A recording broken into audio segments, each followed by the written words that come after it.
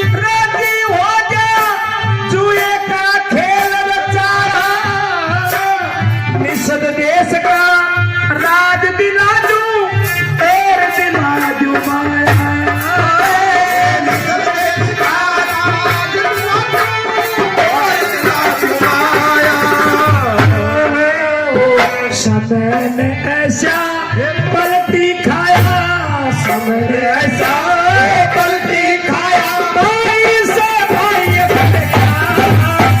राजा नल over खाकर वो कलयुग पीछे पड़ था।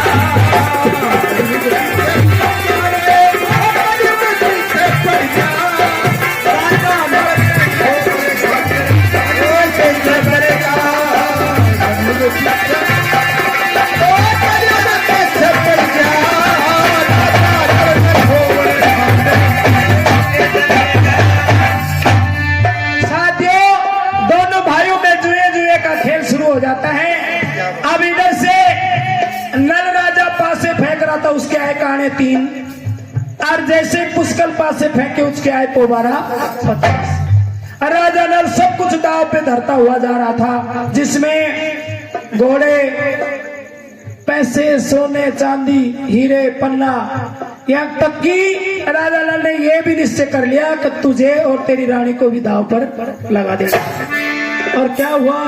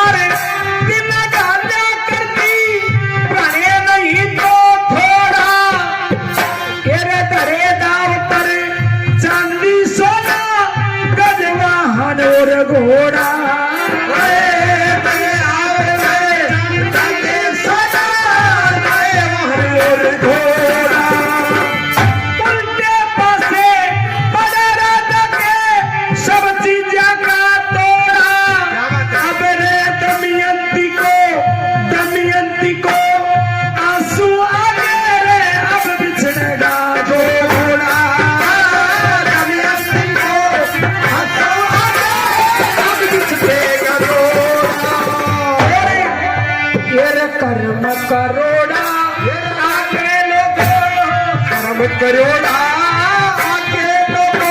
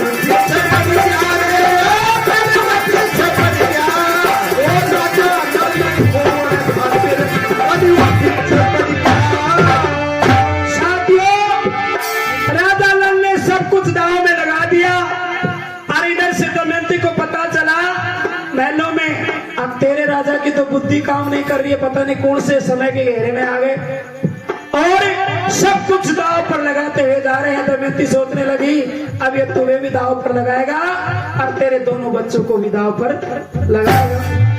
हो ना हो कोई ऐसा उपाय करना चाहिए। तो चौथे नंबर में कवि ने क्या कहा,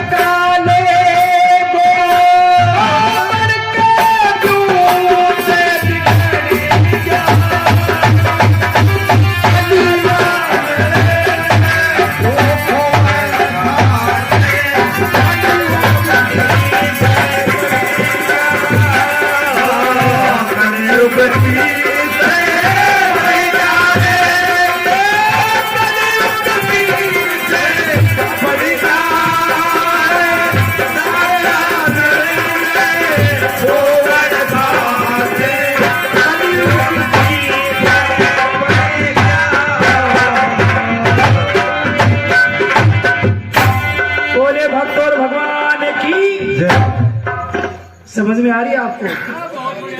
है जी, देखो बहुत बढ़िया। तो राम का नाम है, हम कोई कलाकार नहीं है। क्यों? एक बार कोई मोटरसाइकिल लेकर बानसूर चाल पड़े हो अनभाई जैसे, और जब चाल जब एक सारने नाम का सारथी था, उस सारथी को बुलाती है दमयंती और कहने लगे, वो सारथी आज से पहले तो तू मेरे आगे हाथ जोड़ा करता था, परंतु आज मैं हाथ जोड़ करके एक प्रार्थना कर रही हूँ। बोलो बोलो बोलो, ये मेरे दोनों बच्चे हैं, तू रथ जोड़ ले और मेरे दोनों बच्चों को ले जा। और एक बात के द्वारा अरसाती उस सारथी से क्या कह रही थी, अरसाती उस महारानी को क्या जवाब दे रहा था। सुनिए, राजा भर्तृहरि के किस्से में एक राग ले आया करती, नगर सेठ कर ढेठ तने काम करना से और इस विक्रम ने दुनिया के मैं बदनाम करना। तर्ज होगी वो और बोलोगे अपने इसी किस्से से संबंधित। सुनिए,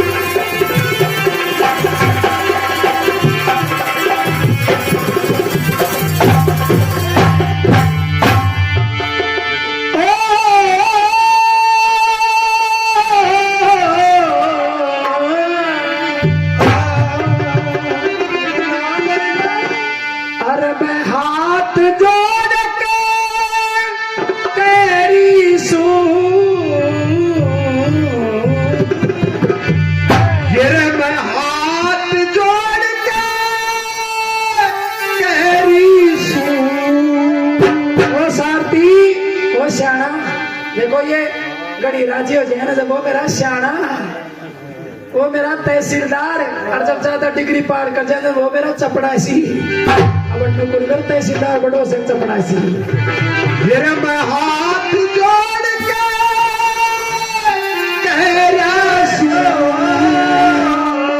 रानी कहने लगी, मैं हाथ जोड़ के कह रही सू आगे सारथी मेरा एक छोटा सा काम करना। सारथी कहने लगा, महारानी बताओ तो सही क्या है। अब मैं हाथ जोड़ के सू मत मेरे कहने ने डाल दिए। और क्या, अरे राजघरा की आड़े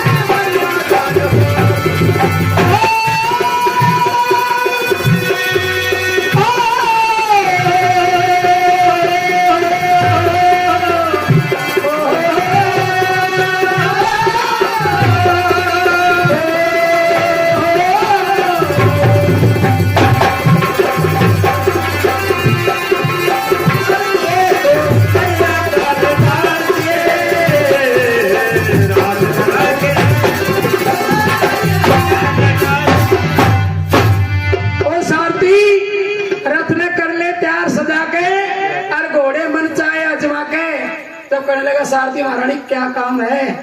बोलो मेरे दोनों बालक बैठा करके उस कुंडनपुर में। बोलो कुंडनपुर क्या है? बोलो कुंडनपुर मेरा पियर है जहाँ मेरे पिता भीम रहते हैं। मेरे दोनों बच्चों को ले जा करके इन बच्चों के नाना और नानी के पास में छोड़ दिया। और सुन ले सारथी, बोलो बोलो बोलो तू भी अपना ठिकाना की तोरी तो लेना। बोलो क्या बात? बोलो जब तू आपसे वापिस आएगा ना तो तेरे को राजा नल मिलेगा ना ये दमयंती मिलेगा।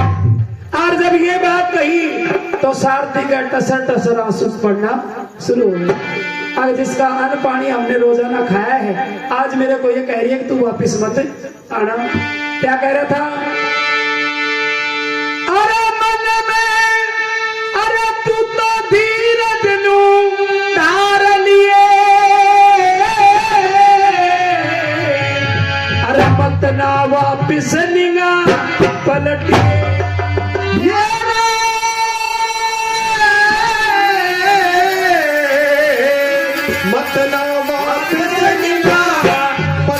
और साथी तेरा जी आवे तो तू भी डटिए, तेरा जी आवे तो तू भी मेरे पिता के वहीं रह जाना, परंतु इस निषद देश में नहीं आना। तेरे जी आवे तो तू भी डटिए ना और कितनी ने चाल दिए।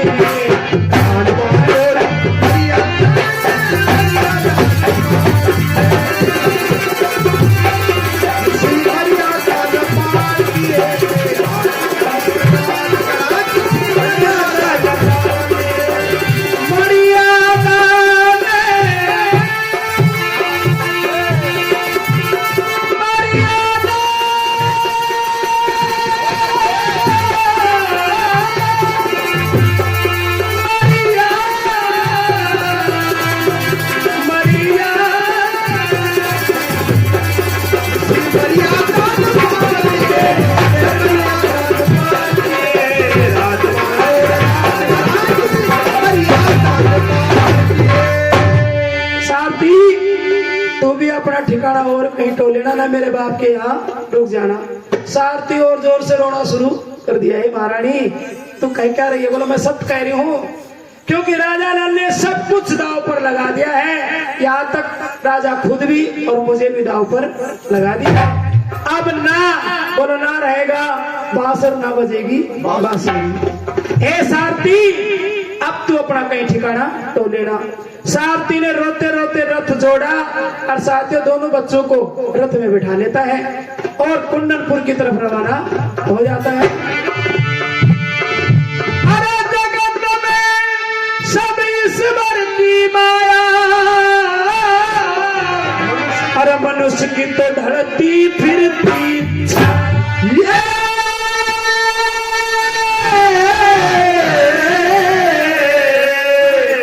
मनुष्य की धरती फिरती। अरे गाया राधे श्याम तने, गाया राधे श्याम तने, ओ गाया राधे श्याम तने, ये गाया राधे श्याम तने, तू ऊंचे सबर में तेरे।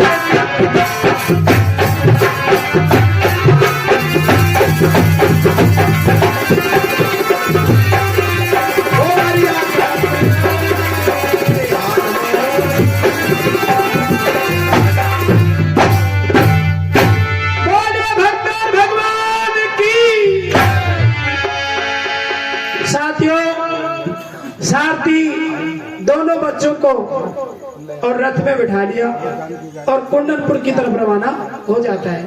और कुंडनपुर में आकर के राजा भीम के यहाँ जाकर के दोनों बच्चों को छोड़ दिया और साथियों अपना जीवन यापन करने के लिए कुंडनपुर से रवाना हो जाता है और चलता चलता अवधपुरी में राजा ऋतुपर्ण के यहाँ गुड़साल में जाकर के नौकरी करना शुरू कर। और ये बात मैं किस लिए बता रहा हूँ, अब ऐसा समय आएगा राजा नल भी इसी गुड़साल में नौकरी करने के लिए। साथियों इधर से पुष्कर ने क्या ऐलान किया, आके राजा नल तू जुए में सब कुछ हार चुका है, अब तेरा इस मिस्र देश में कुछ भी नहीं है। अब एक काम कर, मैं मेरी तरफ से एक धोती तुझे देता हूँ और एक साड़ी तेरी दमयंती को देता हूँ और ये ऐलान करता हूँ अब दोनों राजा और रानी मेरे मिस्र देश से बाहर हो जाए। और जब ये बात कही तब राजा नल को एकदम धक्का सा लगा, अगे भगवान मैं तो बहुत बड़ी गलती कर चुका, परंतु अब पछताए क्या होता जब चिड़िया चुग गई।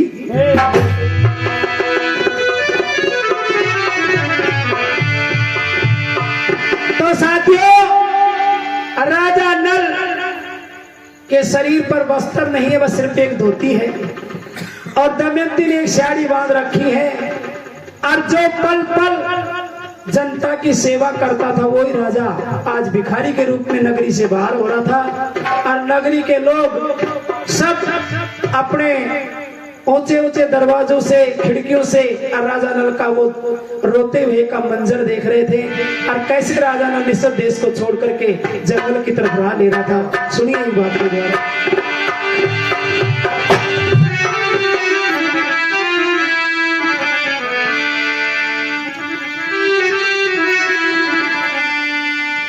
ये रे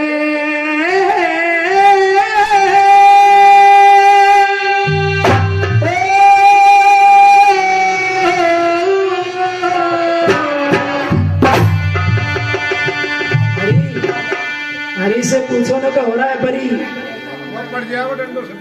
यो जब मेरा बटो आएगा तो मैं कहोगे जय आज ते उल्टी बात की मिगाई तो मैं नहीं सुनूंगा। हाँ तो मुझको क्या सुनेगा, बोलो सारी रात यार हरियाणा चाल बाजू। अब मैंने नुकन मेरा जैसा कोई हरियाणा ना आया वो के गाओ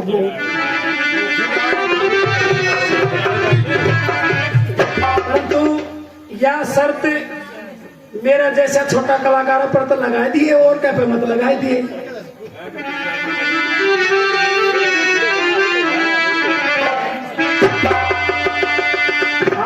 आज जाएगा ना रुपया दे ले दुकान बेचारा करना सारा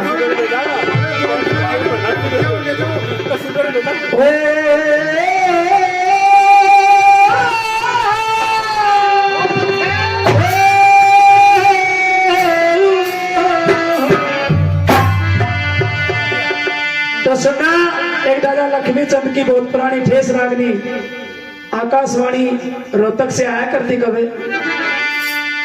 ये कलयुग बाजी ये रामार चला था,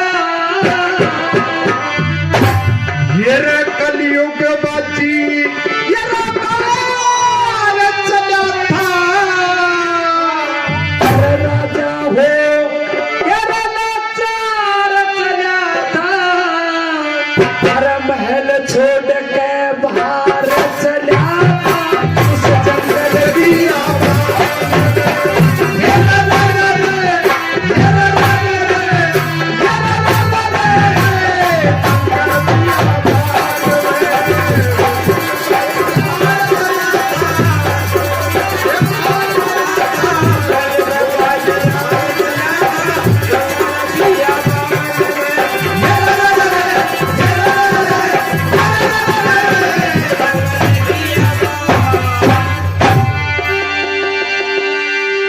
कलयुगबाजी मार चला था और राजा वो लाचार चला था।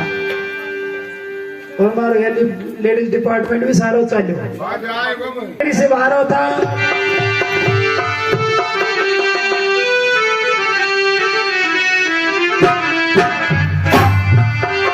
एक थी कलयुग की अजब गति, अरे भूप की तो कर दी भंग मत। ये भूप की करती भंग मत। ये दबियती थी भूखी थी भूखी प्यासी, एकदम चेहरे पर छागी उदासी, एकदम चेहरे पर छागी उदासी। ना कोई भूखी और बहुत थी भूखी बहुत ही प्यासी, उस पंद्रह मासी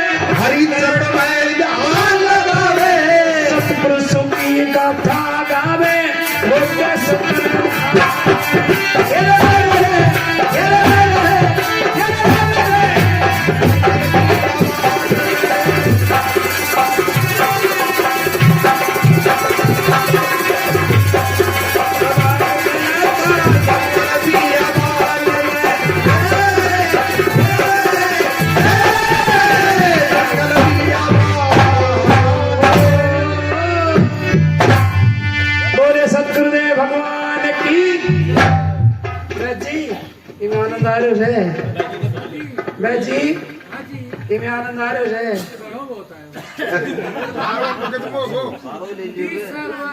हैं? 30 साल मैं उसी चैप्टर पर आ जाता हूँ।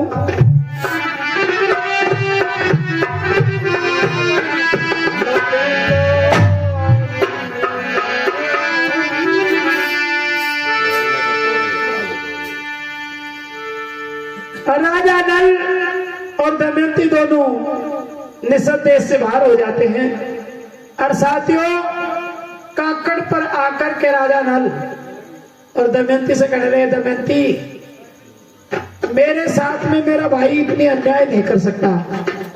तो दमयंती लोग कहने लगे, महाराज बात क्या है? बोलो बात यह है, एक काम कर, हम काकड़ पर बैठ कर के इंतजार करते हैं, कोई ना कोई नगरी का सेठ साहूकार या कोई मंत्री या कोई बड़ा महान पुरुष या खुद मेरा भाई पुष्कर शायद हमारे को लेने के लिए आ सकता।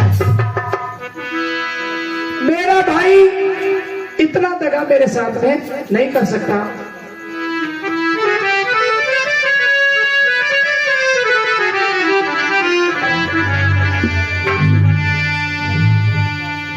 अब एक दिन बीता और 2 दिन बीता और हुई तीसरी रात, दमयंती कहने लगी, पिया मानो मारी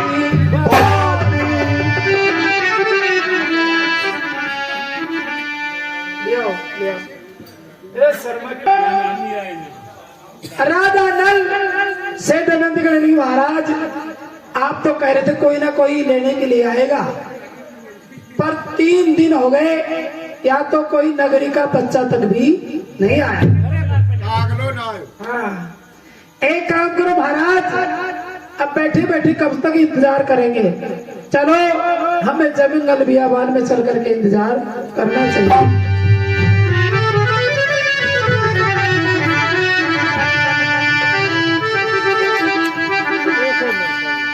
अब साथियों धीरे धीरे राजा नल और दमयंती दोनों जंगल बियाबान में आगे बढ़ रहे थे। अब कलयुग महाराज सोचा, अब मैंने इनको दोनों को जंगल में तो ले दिया, परंतु मैं अब इनकी धर्म की ऐसी परीक्षा लूंगा अब ये तंग आकर के दोनों जती सती वापिस घर को चले जाएंगे।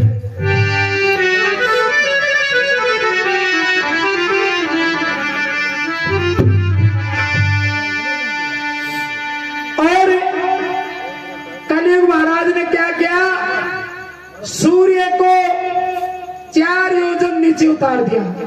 साथियों 1 योजन में 400 कोस होती है, 1 योजन में 400 कोस होती है, 4 योजन नीचे यानी 1600 किलोमीटर नीचे उतार दिया। और जब कड़ाके की धूप पड़ने लगी, जो मखमली गद्दों पर सोने वाली थी दमयंती, वो भूख प्यास से व्याकुल हो जाती है। तपती धूप से दमयंती के पैरों में छाले पड़ जाते हैं और साथियों दमयंती का जी खराब हो जाता है, चक्कर से तिवाड़े से आना शुरू हो जाता है। और चलते चलते दमयंती को चक्कर आए और जैसे गिरने की कोशिश करी, राजा नल ने हाथ का सहारा देकर के दमयंती कहे, दमयंती तू तो कह रही थी मेरे साथ में मैं बियाबान में चलूंगी, और जब ये 2-4 रोज में यही हालात है तो अभी तो जंगल बियाबान बाकी ही। दमयंती कहने लगी, महाराज ये बात नहीं है। तो बोलो क्या है? बोलो मुझे थोड़ा सा आराम कराओ।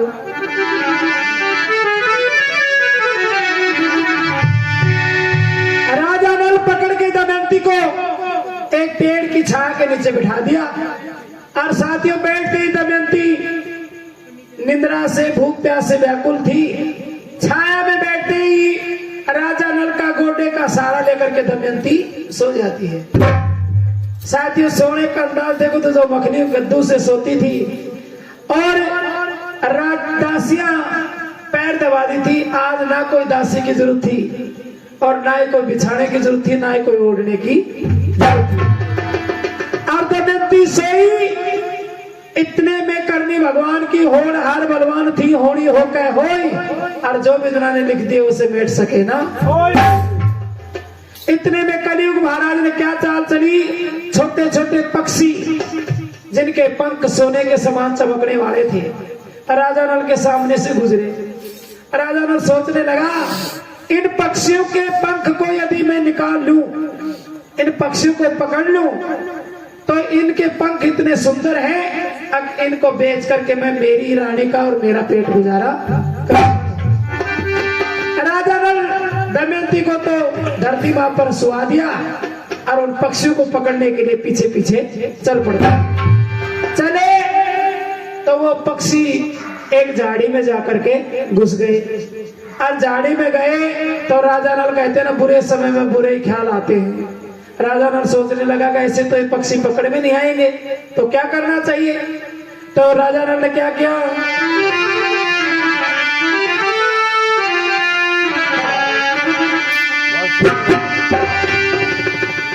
कुछ करनी कुछ कर्म गति, अरे कुछ कर्म का करे गुण गए। और राजा नल ने पक्षियों को पकड़ने के लिए और अपने अदब पर जो धोती बांध रखी थी ना, उस धोती को खोल करके झाड़ी पे डाल दी। और झाड़ी पे डाला धोती तो क्या विधि का विधान बना, कुछ करनी कुछ कर्म गति, और कुछ कर्म का करे गुण गए। जरा देर ना लाई वो धोती तो पक्षी लेकर गए। पक्षी लेकर के धोती को उड़ गए, और उड़ते हुए पक्षी ने कहने लगा, बेअकल के राजा नल, तू हमें पक्षी समझता है, हम वही चूहे के पास से हैं जो तेरे को जंगल बियाबान में लेकर के खड़ा।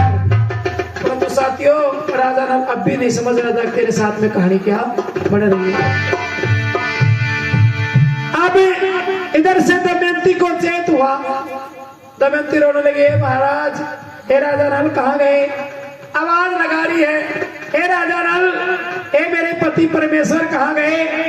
साथियों, झाड़ी की ओर से राजा नल ने आवाज लगाई, दमयंती मैं गया कहीं भी नहीं हूं, तेरे पास में हूं, परंतु देख मेरी हालात ये है कि मैं तेरे पास में आने जोगा नहीं। महाराज क्या बात,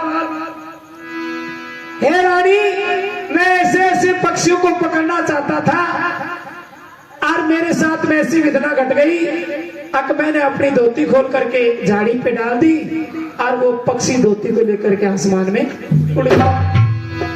और रानी मैं नग्न अवस्था में हूं, तेरे पास में आने जोगा नहीं होगा। जब रानी कहने लगे, महाराज मर्द वीर का शरीर किसने बांटा है, आपसे मेरी बात क्या छुपी है, मेरी बात मेरे से आपकी क्या बात छुपी है। एक काम करो, आप मेरे पास में आ जाओ, मैं आपको उपाय। बोलो नहीं, इस अवस्था में सूर्य भगवान हमारा गवाह है, इस अवस्था में मैं तेरे पास में नहीं आ सकता। कहने लगा, महाराज जब यही बात है ना, तो मैं आपको एक उपाय बताती हूँ। बोलो बताओ। तो साथियों, रानी राजा को क्या उपाय बता रही थी और राजा रानी को क्या जवाब दे रहा था, सुनिए एक बात के द्वारा। अभी हमारे हरिदास जी महाराज गा रहे थे एक रागनी, तो सुनिए तर्ज वही होगी।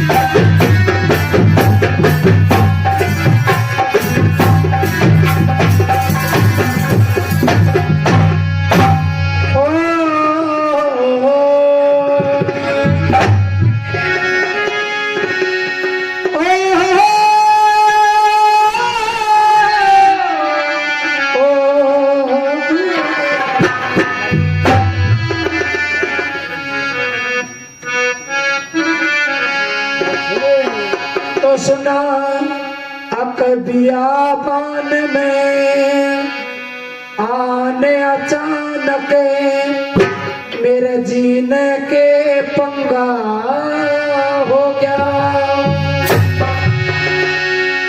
अरे मेरी दोस्ती लेके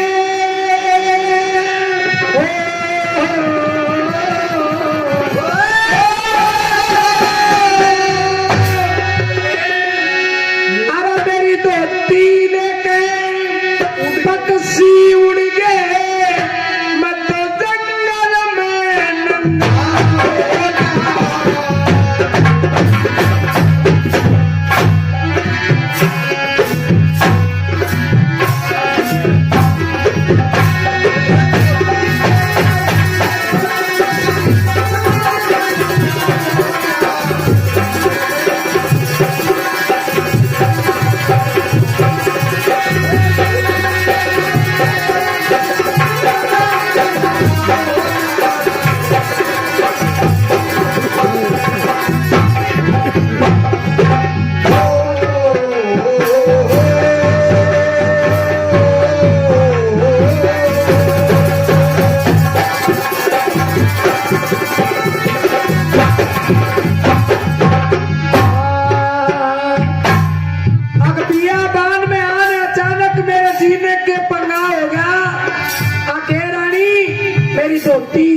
पक्षी लेकर के उड़ गए मैं जंगल में नंगा हो गए। महारानी मैं नंगे अवस्था में और तेरे पास में आने जोगा नहीं हूँ।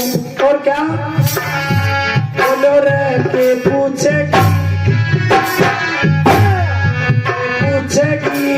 महारानी बतलावण जोगा को ना महारानी बतलावण जोगा को बनेगे हालात बात समय जावण जोगा को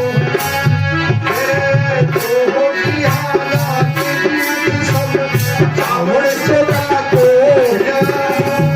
पक्षी धोती लेकर उड़े में आवण जोगा को ना फिर नग्न अवस्था मैं मेरी रानी में आवण जोगा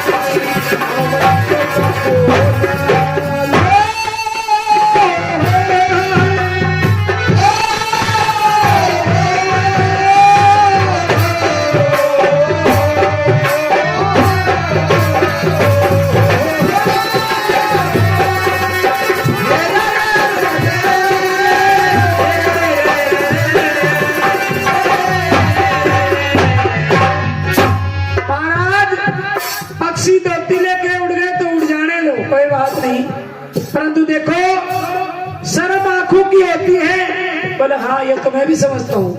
तो बोले एक काम करो आप मेरे को देखना नहीं चाहते और ना मैं आपको देखना चाहती, यही बात है ना। बोले हाँ। तो बोले एक काम करो आप भी उधर मुंह कर लो और मैं इधर मुंह कर लेती हूँ। आप भी उल्टे पांव मेरी तरफ आ जाओ और मैं उल्टे पांव आपकी तरफ आती हूँ। ना आप मेरे को देख पाएंगे ना मैं आपको देख। और पास में आने के बाद में एक आपको उपाय बताऊंगी। और क्या बता रही थी सुनिए।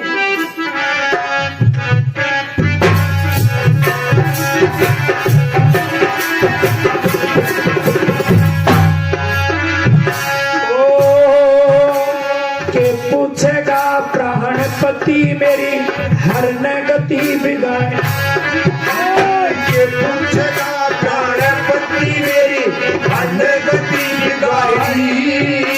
कुछ करनी कुछ कर्म गति कुछ किस्मत होती मारी तेरे कुछ करनी कुछ कर्म गति तेरे किस्मत होती है मारी के कर ले इंसान बेचारा जब चाल कर्म कुल्हाड़ी तेरे के कर ले इंसान बेचारा जब चाले कर्म कुल्हाड़ी हम दोनों मिलकर बांधे साधन मेरी लंबी चौड़ी साड़ी हम दोनों मिलके बांधे साधन मेरी लंबी चौड़ी साड़ी तो कदम धरो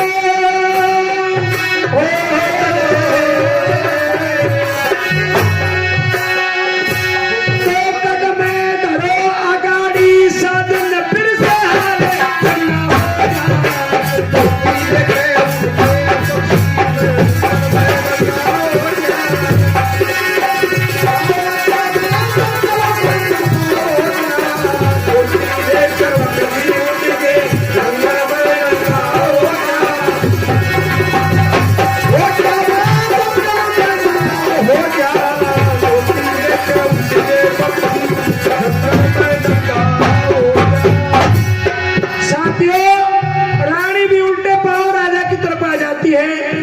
और राजा भी रानी की तरफ आ जाता है।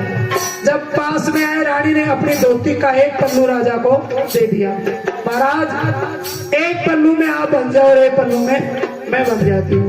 दोनों एक ही साड़ी में बन गए और क्या हुआ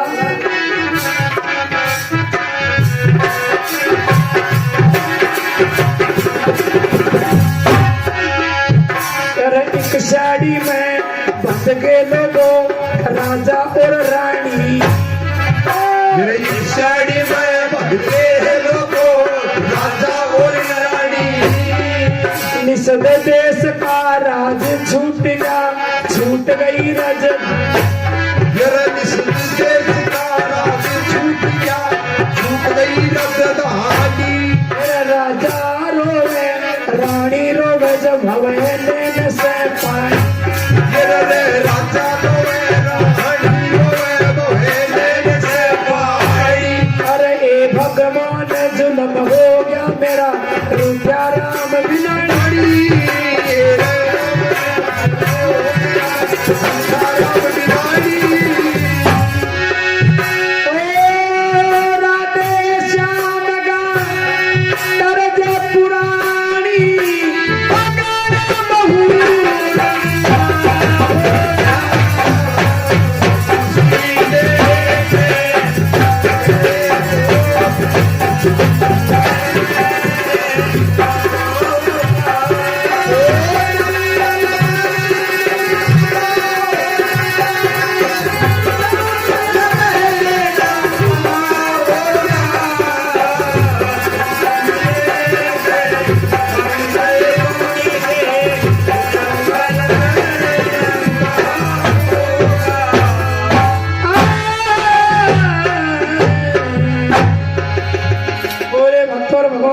की तो कुछ आनंद आ रहा है बात में। अच्छा राजा नल और दमयंती दोनों एक ही साड़ी में बंध जाते हैं। यार कुछ हवा का प्रबंध करो यार, गर्मी बहुत लगती है। हवा तो खूब चलाएगी बाबा जब गाते हैं ना तो भमक सी होती है, पता नहीं इसकी वजह से हो रही क्या बात है। ऊपर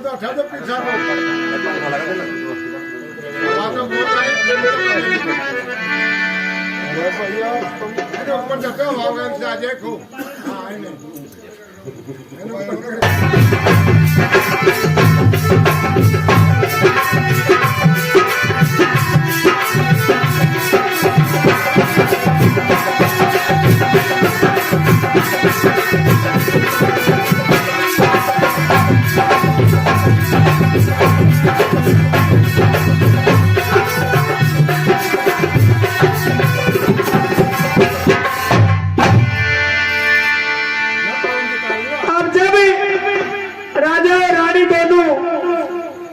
धोती में बन जाते हैं तो साथियों कलयुग महाराज सोचने लगा अब मैंने दोनों को एक जगह तो बांध दिया, परंतु अब ऐसी चाल चलाऊंगा कि दोनों को अलग अलग भी कर दूंगा। और साथियों, दोनों जति सती धीरे धीरे आगे बढ़ रहे थे। और जब आगे बढ़े, लिया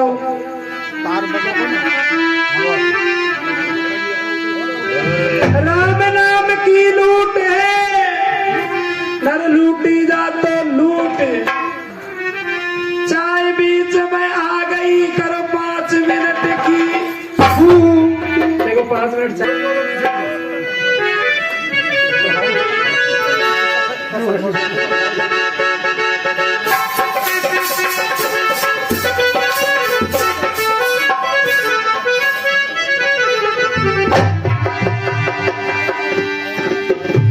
तो साथियों,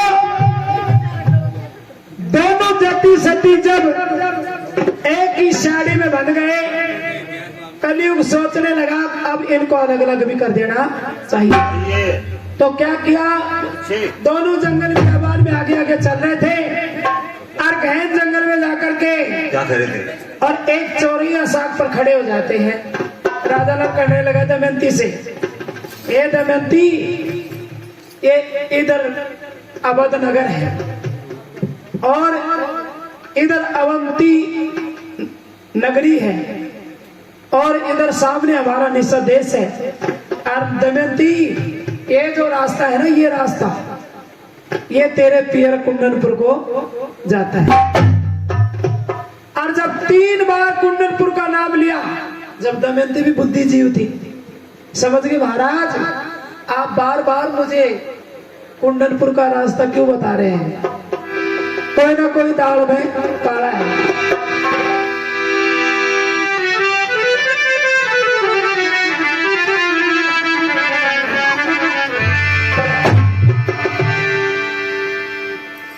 ये रे बिन पूछे रसना बतलावे, मेरा बात समझ में आई को ना,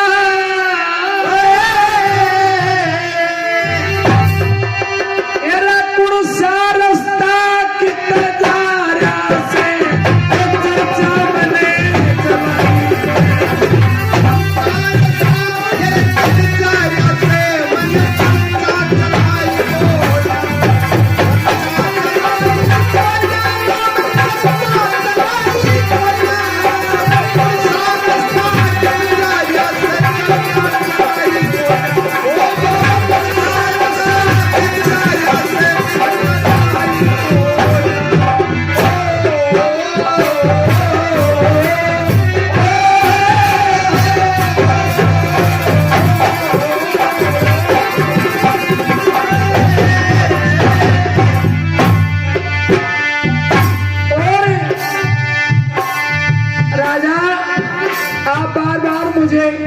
कुंडनपुर का रास्ता क्यों बता रहे हैं, ये तो मुझे भी पता है कि ये रास्ता कुंडनपुर को जाता है। कहीं आपके दिल में कोई काला तो नहीं है, बोलना महारानी ऐसी कोई बात नहीं है। मैं तो ये बता रहा हूँ कि ये रास्ता तेरे पियर को जाता है।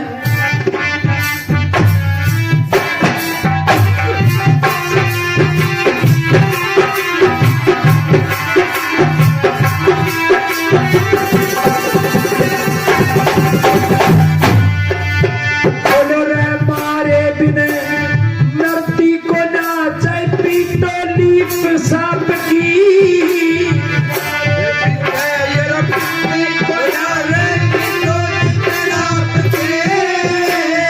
कीड़ पड़ी में पूया करे असली पहचान खाप की।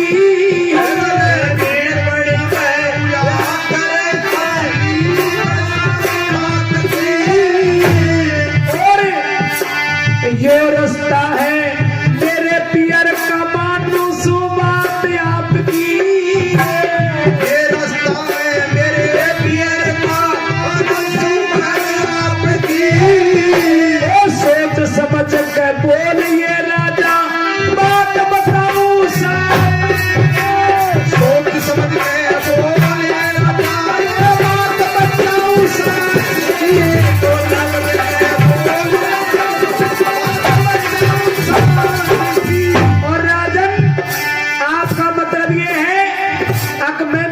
पियर कुंडनपुर को चली जाऊं। जब राजा ने कहने लगा रानी बात तो मेरे भी यही है, अब मैंने तो जुआ खेला इसलिए मैं जंगल बियाबान में दर दर की ठोकर खा रहा हूँ, और तू यदि तेरे पियर चली जाएगी तो अपने समय को काट लेगी। जब रानी कहने लगी अरे मैं सुबेटी मेरे बाप की, राजन जब मैं कुंडनपुर के राजा भीम की बेटी हूँ तो सुन ले, मैं सुबेटी मेरे बाप की, तू क्या खासी दवाई चला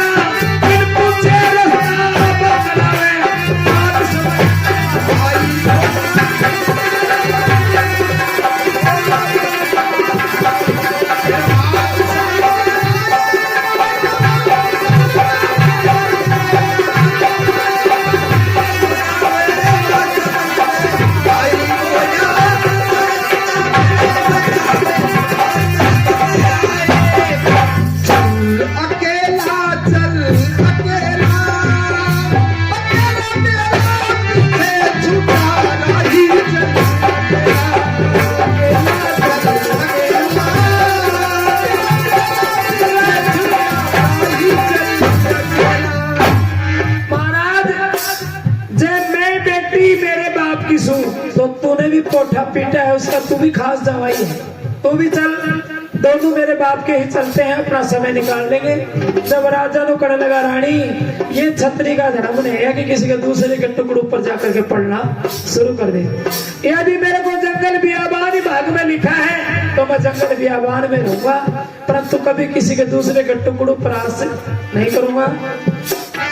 मैंने सब बात जानू सुने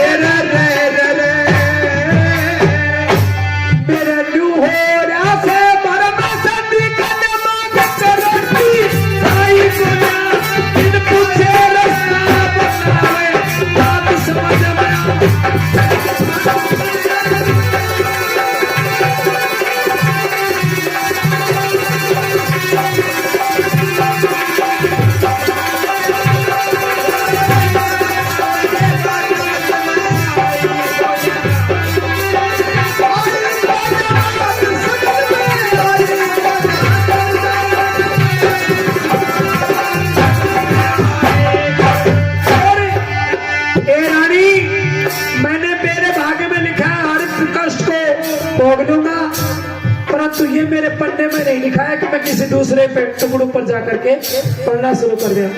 तेरे क्यों हो रहा से भरम सदी का जब मैंने जीवन में मांग कर रोटी खाई को ना, और बिन पूछे रास्ता बतलाओ, बात समझ में आई को ना।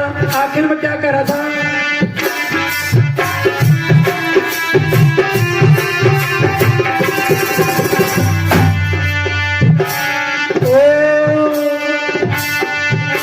सती बड़ी बलवान बात की सोच समझ के बता दिया, ये धर्म का पल्ला थामा मैंने माया से मुख मोड़ लिया, सदा धर्म की जीते जगत में यही मन में धार लिया। आज रात रात बड़ी घनेरी से 2 दिन का पल्ला था।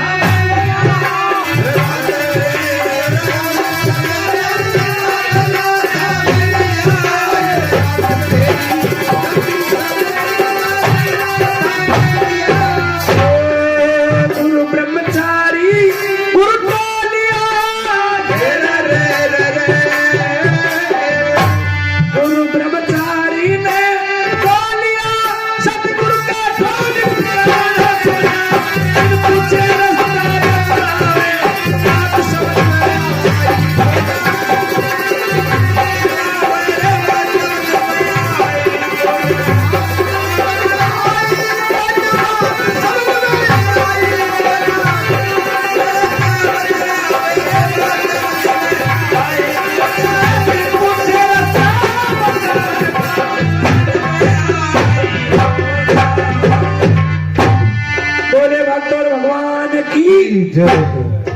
साथियों, राजा दमयंती को बार बार समझा रहा था, परंतु दमयंती तो उल्टा ही पल्ला राजा पे डाल दिया।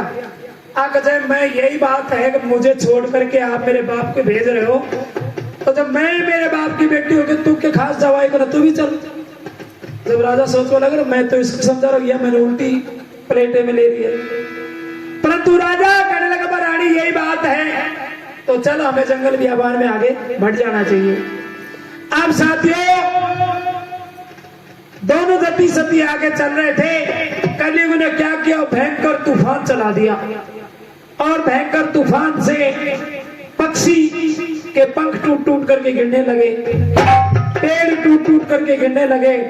और इतना भयंकर तूफान चलाया जब दमयंती करने लगे महाराज अब अपनी जान बचना मुश्किल है। राजा कहने लगे हे दमयंती घबरा मत, यदि भगवान को हमारी परीक्षा लेनी है तो हमारे को जिंदा भी रखना होगा, क्योंकि मरे हुए की तो कभी परीक्षा होती नहीं है।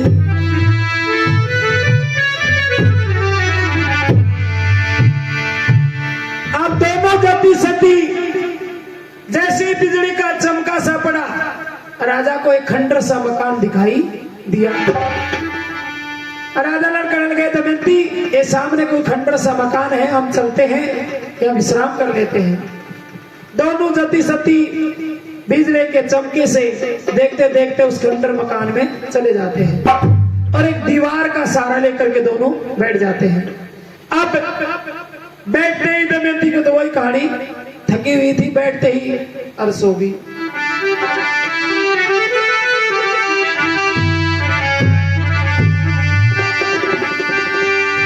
अब राजा नल को अपना समय याद आ रहा था। अब आज से महीना सवा महीने पहले मैं निषद देश का राजा हुआ करता था। 10-10 नौकर चाकर हाथी घोड़े पाल के मेरे आगे पीछे चलते थे। अरे भगवान आज मेरा कौन सा समय आ गया जो मेरी दमयंती भूखी प्यासी इस खंडर में पड़ी है, मेरे पास खाने के लिए कुछ भी नहीं है। तो अब एक उपाय है, अब इस दमयंती को सूती छोड़ चलूं और मैं आगे चल पड़ूं। और साथियों ये बात सोच करके राजा सूती दमयंती को छोड़ करके चलने लगा तो एकदम झटका सा लगा। वो झटका किसका लगा, अगर राजा और नारी दोनों एक ही साड़ी में बंधे हुए थे। राजा सोचने लगा कि मैं इस स्थिति में जा भी नहीं सकता, क्या करना चाहिए। राजा फिर बैठ कर विचार करने लगा, कोई धारदार हथियार मिल जाए तो इस साड़ी को मैं काट लूं और इसको यहीं सूती हुई छोड़ करके चल पड़ा।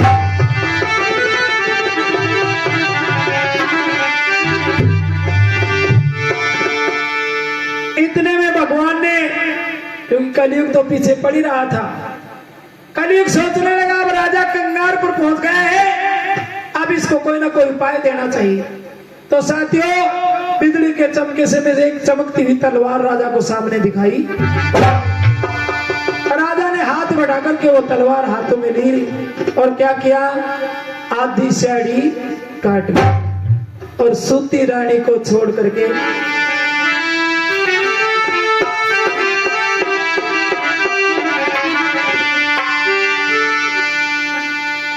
अब आधी रात का समय हुआ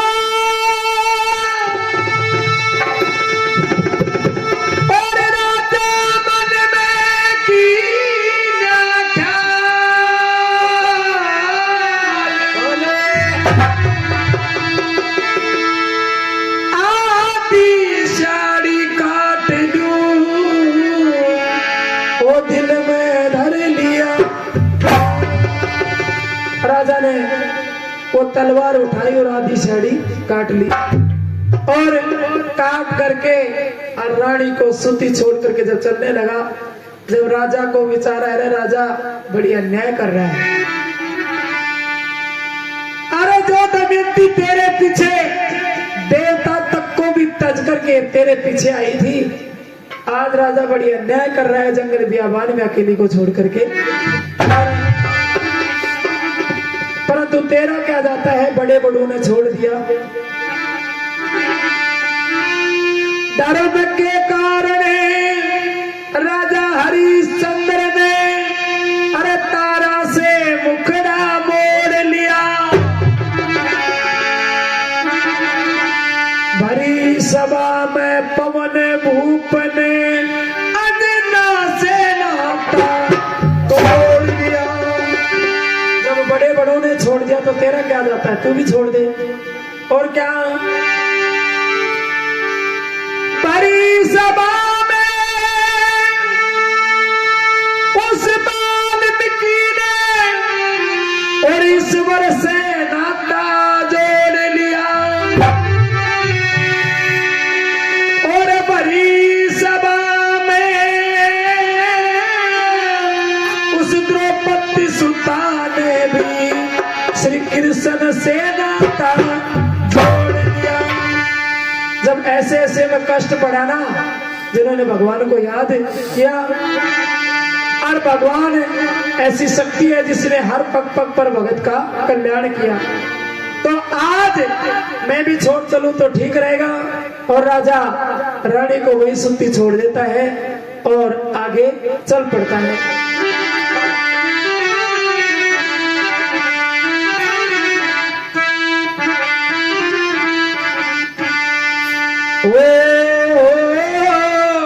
ओ राजा चाल पड़ा रे धरा ईश्वर का ध्यान।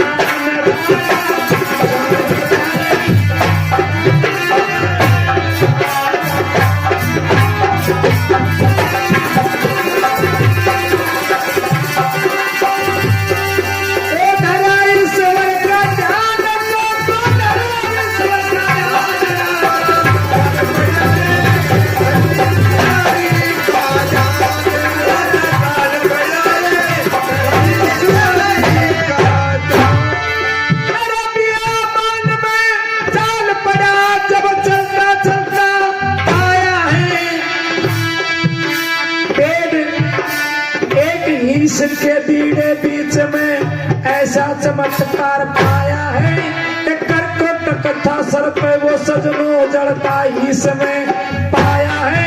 ये दल राजा को ये ना मारे मनुष्य आवाज लुटाया।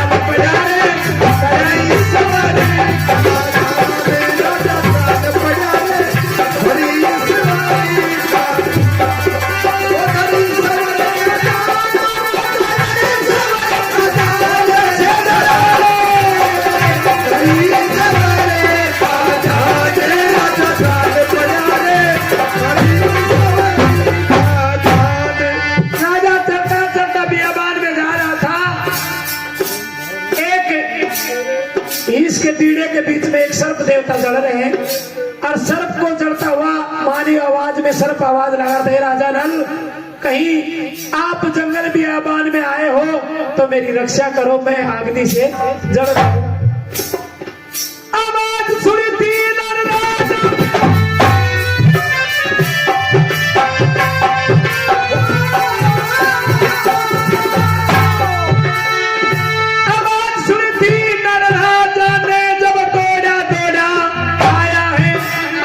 सुनी थी नल राजा ने जब दौड़ा दौड़ा आया है, देखा सर्प कोई जलता यहाँ दृष्टि से आया है।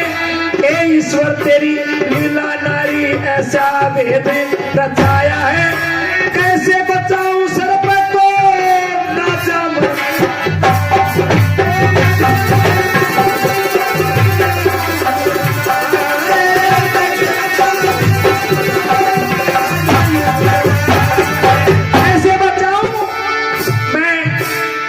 महीना 100 महीने का भूखा हूं और मेरा शरीर जर्जर हो रहा है, और ये भयंकर कोई नाग है, इसको अग्नि से बचाऊं तो कैसे बचाऊं?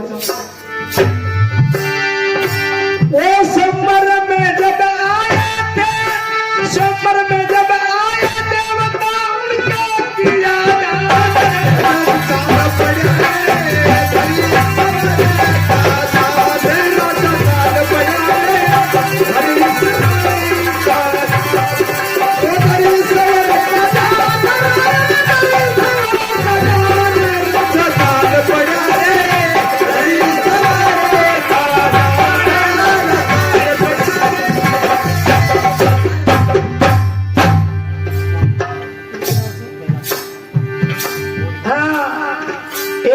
श्रीमान जी कैलाश चंद जी धान का आपकी तरफ से 51 रुपए इस धर्म कथा में प्रदान होते, उनको बहुत बहुत धन्यवाद।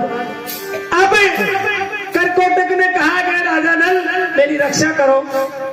जब करकोटक की बात सुन करके राजा नल कहने लगा, हे सर्प देवता, आपका भारी भरकम शरीर है और मैं बिल्कुल कमजोर हूं, इस स्थिति में मैं आपको नहीं बचा सकता। कहने लगा, महाराज कैसे न कैसे बचाओ, मेरा शरीर जल रहा है। तो साथियों, स्वयंवर में 4 देवता आए थे, जिसमें अग्नि देवता, जल देवता, 2 वरदान राजा नल को दे करके गए थे। राजा नल ने वही बात याद आ गई, आज उस वरदान का पालन करना चाहिए। कहने लगा, महाराज आपका इतना भरकम शरीर है। करकोटक नाग कहने लगा, मुझे नारद का वरदान है, मैं अपने शरीर को छोटा बड़ा भी कर सकता हूँ। तो बोलो छोटा सा कर लो। तो साथियों, उस वरदान से करकोटक नाग ने अंगूठा मात्र अपना शरीर कर लिया। और राजा नल ने क्या किया,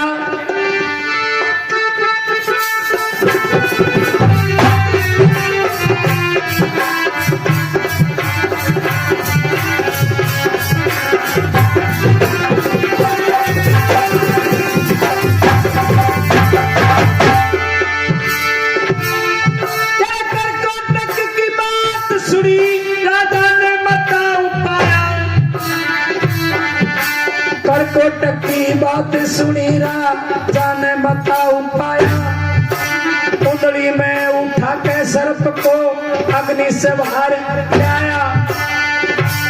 अग्नि देवता का वही वरदान नल ने सार्थक पाया। आग लगी ना राजा के तन को, ए ईश्वर तेरी माया। वरदान पाकर खुश हो गया फिर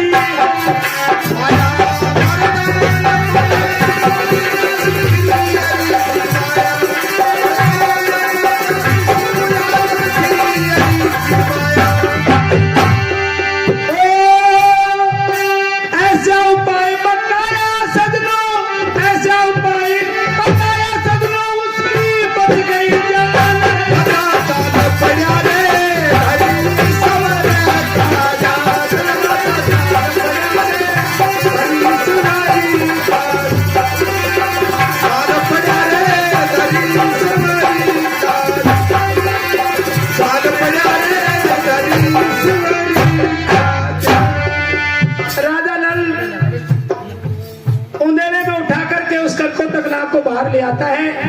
और जब करकोटक को छोड़ने लगा, जब करकोटक ने कहा, महाराज ऐसे नहीं छोड़ना, तो बोलो कैसे छोड़ू? बोलो 10 तक गिनती करो, 1 2 3 4 5 6 7 8 9 10, और जाए 10 पूरे जाए मेरे को छोड़ दे।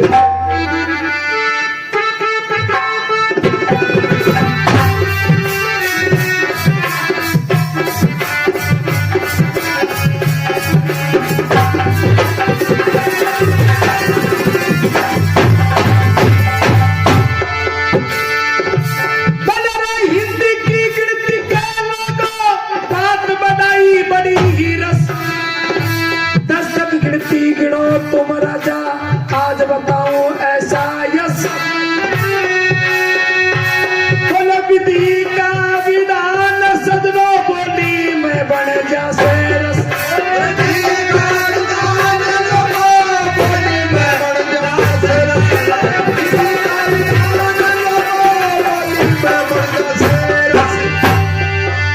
ये 10 तक गिनती करके सजनो राजा ने छोड़